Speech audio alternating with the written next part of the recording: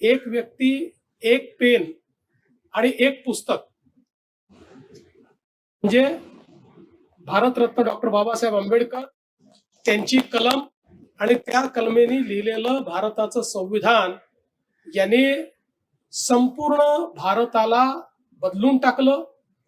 भारतामध्ये समतेचं राज्य प्रस्थापित करण्याचा मार्ग मोकळा केला. समाजामध्ये भेदाभेद दूर केला. मानवतेला काळीमा फासणाऱ्या प्रथा संपवल्या आणि सगळ्यात महत्वाचं सर्व प्रकारचे भेद, जातीभेद, धर्मभेद आणि महिला पुरुष भेदही संपवण्याचं काम हे या एका संविधानाने केलं.